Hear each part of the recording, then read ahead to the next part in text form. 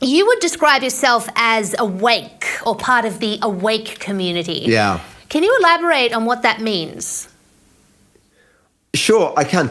I should say, to start off with Daisy, that I used to be a really quite respectable mainstream media journalist and commentator. I was pretty successful in the UK and in the US and to a degree in Australia. I wrote pieces for the Spectator, for the Telegraph, for the Mail, for most of the mainstream press, and I had profile. And I think if you'd told me 10 or 15 years ago that I would be describing myself as awake and subscribing to these things that 15 years ago I would have dismissed as doolally conspiracy theories, I think I would have been horrified. I thought that conspiracy theories, sort of alternative notions of the world, if you like, were for the crazies.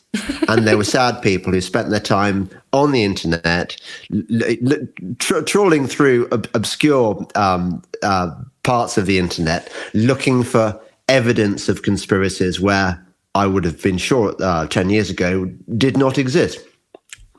So I want to say, first of all, that people who think that conspiracy theorists are nutcases, I was one of those people once. So you've got to ask, why would somebody rational like me go to the other side?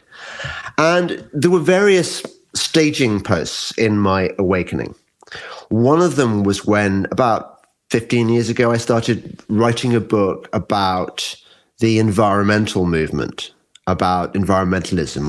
I was puzzled by, if global warming is happening, why aren't we doing something about it? And if it's not happening, why are we making such a huge fuss about it? So I started looking into it, and I realized everything you get told about the environment, polar bear populations declining, Pacific islands about to vanish beneath the waves, glaciers melting, ice caps melting, etc., was either exaggerated or, of course, the barrier reef, another one. Yes, the dying exactly. barrier reef. all these eco scare stories I discovered were a lie or an extreme exaggeration. So then I started asking the question, why would these people lie to us? Why would the scientists lie to us? Why would politicians, I mean, they'd never lie. Why would they lie to us? Why would environmental campaigners lie to us?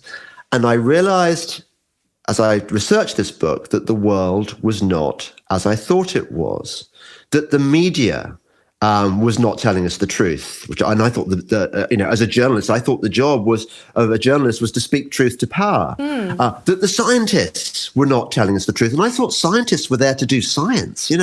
Like to be rigorous and honest, because why else would you be a scientist? And so on and so forth.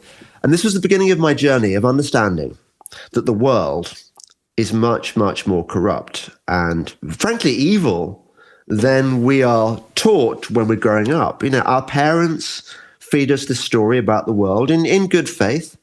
We get this narrative reinforced at school, and if we're really unlucky, at university, because that's a real kind of madrasa for the deception, if you like. And I've come to realize in the last 2 or 3 years particularly, because of the COVID, what I consider to have been a fake pandemic, because of the restrictions on our freedoms arbitrarily imposed by our governments, because of the vaccine mandates which were forced upon us. I mean, particularly in places like Victoria or Australia.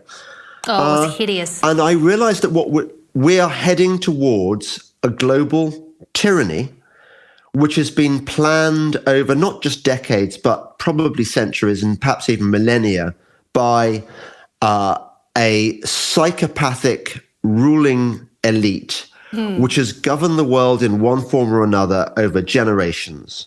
And now they are reaching the end game of their global control. And we should all be very frightened about it. And we should not be saying this is crazy conspiracy stuff, because this is conspiracy fact.